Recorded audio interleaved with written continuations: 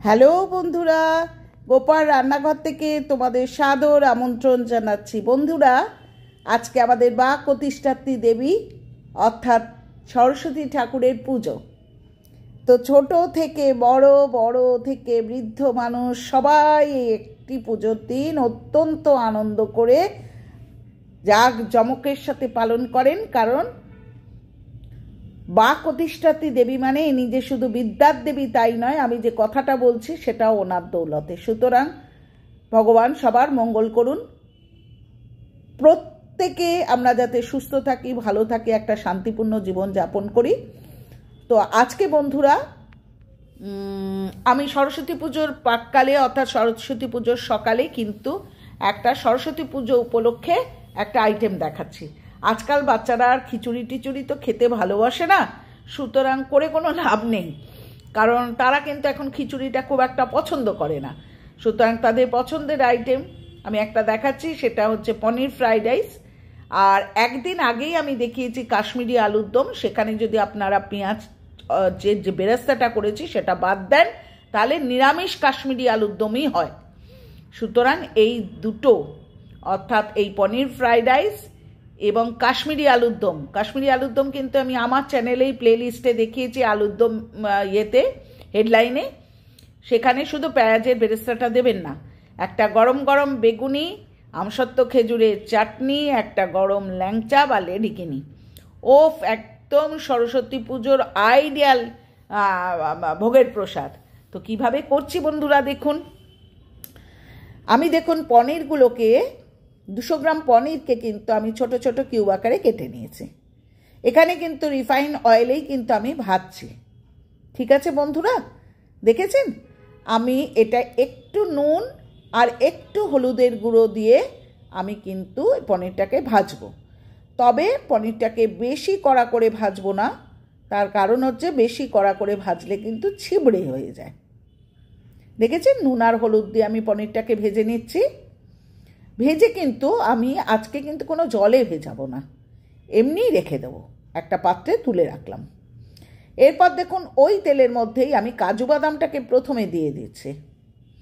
দেখুন আমি কাজু বাদামগুলোকে লাল লাল করে ভেজে নিলাম, কারণ কাজু বাদামটা ভাজতে একটু সময় লাগে আর কিশমিশটা খুব তাড়াতাড়ি ভাজা হয়ে যায়। এই জন্য কাজু বাদামটাকে আগে দিয়ে আমি ভাজা করার পর দেখুন যখন লাল হয়ে গেছে, একটু লাল কালার ধরেছে, তখন আমি 50 গ্রাম কিশমিশ আমি ঢেলে দিলাম এবং ভেজে নিলাম।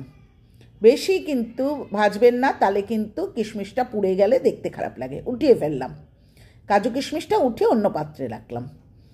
এরপর দেখুন জুলিয়ান করে কিন্তু আমি গাজরগুলোকে কেটে নিয়েছি। এগুলো একটু ছোট করেও কাটতে পারেন, আরও পাতলা করে কাটতে পারেন। তো আমি দেখতে সুন্দর লাগে বলে আমি একটু বড় করে গাজর এবং বিনসটাকে কেটে নিলাম। তবে একদম কড়কড়ে করে ভাজবেন না, ভালো লাগে না, ক্রাঞ্চিনেসটা রাখবেন। আমি অল্প নুন দিয়ে কিন্তু গাজর বিনসটাকে ভালো করে ভেজে নিচ্ছি, ঠিক আছে? তবে বারবারই বলছি পুড়িয়ে ভাজবেন না, যাতে ক্রাঞ্চিনেসটা থাকে। আমি 1.5 কৌটো বাসমতি চাল ভালো করে ধুয়ে নিয়েছি। ধুয়ে আমি ভিজিয়ে রেখেছিলাম আধা ঘন্টার জন্যে। আধা ঘন্টা বাদে এরকম একটা ঝাঁঝরি গামলার মধ্যে আমি বাসমতি চালটা জলটা ঝরিয়ে রেখে দিয়েছি। দেখেছেন একদম ঝরঝরে হয়ে গেছে। এরপর আমি সবুজ ক্যাপসিকাম, সেটাকে আমি জুলিয়ান করে কেটেছি এবং দিয়ে দিয়েছি। লাল ক্যাপসিকাম, সেগুলোকেও আমি কেটেছি। আমি এগুলো দিয়ে ভালো করে ভাজতে শুরু করলাম। বন্ধুরা, বারবারই বলছি যে সবজির কালার নষ্ট হয়ে গেলে বা ক্রাঞ্চিনেস নষ্ট হয়ে গেলে কিন্তু সেটা ফ্রাইড রাইসে দেখতে ভালো লাগে না। সেটা আপনার পনির ফ্রাইড রাইসই হোক, ভেজ ফ্রাইড রাইসই হোক, অবশ্যই যেন ক্রাঞ্চিনেসটা থাকে আর কালারটা ঠিক থাকে। ভাজা হয়ে গেছে, তুলে নিলাম। এই যে রিফাইন অয়েলটা ছিল তার মধ্যে আমি 4টে ছোট এলাচ ফাটিয়ে দিয়েছি আর 2 টুকরো দারচিনি, এটা আমি আস্ত দিয়ে দিলাম ফোড়নে। আমি কিন্তু কোনো ঘিয়ের ব্যবহার এখনও করিনি। 1 চামচের মতো নুন দিয়ে দিলাম চালটাকে দিয়ে, আর 1/2 চামচ থেকে 1/4 চামচ মতো হলুদের গুঁড়ো দিলাম। আর একটা জিনিস দিলাম, আমি 1.5 ইঞ্চির মতো আদা ঘষে নিয়েছিলাম, সেই আদাটা দিয়ে নিলাম, দিয়ে খুব ভালো করে চালটাকে কিন্তু ভাজতে থাকলাম। বন্ধুরা, চালটাকে কিন্তু খুব ভালো করে ভাজবেন। চালটাকে ভাজার উপরে স্বাদ নির্ভর করে। আর যেহেতু 1.5 কৌটো চাল নিয়েছি, 3 কৌটো, যে কৌটো দিয়ে চাল নিয়েছি সেই কৌটোরই 3 কৌটো জল গরম করেছি, কিন্তু 1/2 কৌটো জল আমি দেব না, আমি দেব 2.5 কৌটো জল। অর্থাৎ 1.5 কৌটো চালের জন্যে 2.5 কৌটো জল দিলাম। এরপর দেব হচ্ছে 2 চামচ চিনি। এটা কিন্তু একটু মিষ্টি মিষ্টি হয়, তাই চিনির পরিমাণ একটু বেশি দিতেই হবে। ওপর থেকে যে মটরশুঁটিটা দেব, সেই মটরশুঁটিটা দিয়ে দিলাম। আমি কোনো মটরশুঁটিটা কিন্তু ভাজিনি। দিয়ে আমি মিডিয়াম ফ্লেমে কিন্তু আমি ঢাকা দিয়ে রাখলাম। দেখুন বন্ধুরা, আমার কিন্তু এই 1/2 কৌটো চাল ব্যবহার করতে হয়নি, কি ঝরঝরে হয়েছে দেখুন, জাস্ট খিলা। 1 ফোঁটা চালটা শক্ত নেই, 1 ফোঁটা চালটা মানে গলে যায়নি, একদম খিলা খিলা। ওপর থেকে দেখুন যে সবজিগুলো দেব সেই সবজিগুলো দিয়ে দিলাম, অর্থাৎ গাজর, ক্যাপসিকাম, রেড বেল পেপার, মটরশুঁটি সব মিলিয়ে মিশিয়ে ভালো করে নাড়িয়ে চাড়িয়ে দিলাম। দেখুন দরাজ হাতে ঘি দিয়ে যাচ্ছি, 2-3 চামচ ঘি তো দিলামই, আর ফ্রাইড রাইস খেতে গেলে ঘি দিতেই হবে।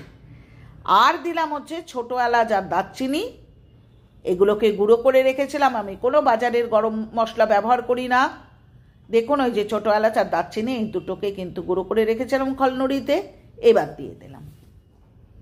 ভালো করে নাড়াচাড়া করে বন্ধুরা বেশ সুন্দরভাবে সব সবজিগুলো মিশিয়ে দিলাম। দেখুন কি দেখতে হয়েছে, অসাধারণ অসাধারণ। এরপর দেব হচ্ছে ওপর থেকে কাজু কিশমিশ যেটা ভেজে রেখেছি, আর পনির যেটা ভেজে রেখেছি সেগুলো দিয়ে দিলাম।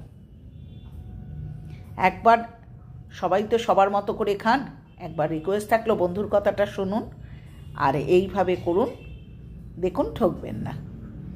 খুব ভালো হয়েছিল, খুব ভালো হয়েছিল। না চালটা গলে গেছিল, না চালটা নরম হয়ে গেছিল, না চালটা শক্ত ছিল, অসম্ভব ভালো। আমি জলের পরিমাণটাও বলে দিলাম। সুতরাং আমার রিকোয়েস্ট থাকলো বন্ধুরা, আমি দেখুন একটা হোয়াইট প্লেটে বেড়ে নিয়েছি আর একটা ব্ল্যাক প্লেটে বেড়ে নিয়েছি। 2 প্লেট আমি দেখিয়ে দিলাম যে কী সুন্দর খিলা খিলা পনির পোলাও, পনির ফ্রাইড রাইস যাই বলুন না কেন সেটা তৈরি হয়েছে। দেখেছেন ওপর থেকে আমি একটু পনির, কাজু, কিশমিশ সব সাজিয়ে গুছিয়ে কি সুন্দর করে পরিবেশন করেছি। দেখেছেন একদম ঝরঝরে, আমি কিন্তু খুন্তি করে দেখিয়ে দিলাম আপনাদের। সুতরাং আমার রিকোয়েস্ট থাকলো, প্রত্যেকবার তো খিচুড়ি, লাবড়া, 5 ভাজা এসব দিয়ে ঠাকুরকে ভোগ দেন, এবার এরম পোলাও, পনির পোলাও বা পনির ফ্রাইড রাইস, তার সাথে কাশ্মীরি আলুর দম, নিরামিষ কাশ্মীরি আলুর দম, বারবারই বলছি পেঁয়াজটা কিন্তু বেরেস্তাটা দিয়ে দেবেন না, করে ঠাকুরকে দিন। আর ভোগের প্রসাদ হিসাবে সাথে একটা গরম গরম বেগুনি, আমসত্ব খেজুরের চাটনি, আর একটু বাড়িয়ে দিই একটু পায়েস বেশ খেজুরের গুড়ের, আর একটা ল্যাংচা, জাস্ট জমে যাবে ফাটাফাটি। সুতরাং আপনার বাড়িতে গেস্ট আসতেই থাকবে আসতেই থাকবে, ঠিক আছে? তো অনেক বাজে কথা বললাম, অনেক মশকরা করলাম, তো আজকে থাক, ঠিক আছে? আবার পরের দিন ফিরবো কোনো নতুন আইটেম নিয়ে। পুরনো বন্ধুরা যেইভাবে সমর্থন করছো, যেইভাবে সুন্দর সুন্দর কমেন্টে ভরিয়ে তুলছো, তোমাদের আর ছোট করতে চাই না, আমি কৃতজ্ঞ। আমি সত্যি প্রত্যেককে বলছি যে যেটুকু আসতে পেরেছে হয়তো তোমাদের জন্যেই আসতে পেরেছি, তোমরা এতভাবে সাপোর্ট দিচ্ছ। আর নতুন বন্ধুরা পাশে থাকা বেল আইকনটা প্রেস করো, ঠিক আছে? প্রেস না করলে ভালো ভালো আইটেমগুলো কি করে দেখাবো, আর তোমরাই বা কী করে দেখবে?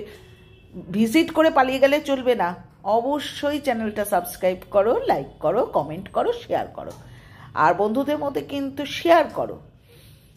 আর দ্বিতীয়ত হচ্ছে ভগবানের কাছেও আমার একটাই বিনীত প্রার্থনা যে ভগবান সবাইকে সুস্থ রাখুন, ভালো রাখুন, শান্তিতে রাখুন, প্রত্যেকটা মানুষ যাতে তার কর্মসংস্থানের সুযোগ পায়, একটা নিশ্চিন্ত নিরাপদ জীবন যেন প্রত্যেকে যাপন করতে পারে। তো এই প্রার্থনা করে আমি আজকের মতো শেষ করব। ঠিক আছে, আর ফুল ওয়াচ করো। ঠিক আছে, টাটা, ভালো থেকো সবাই।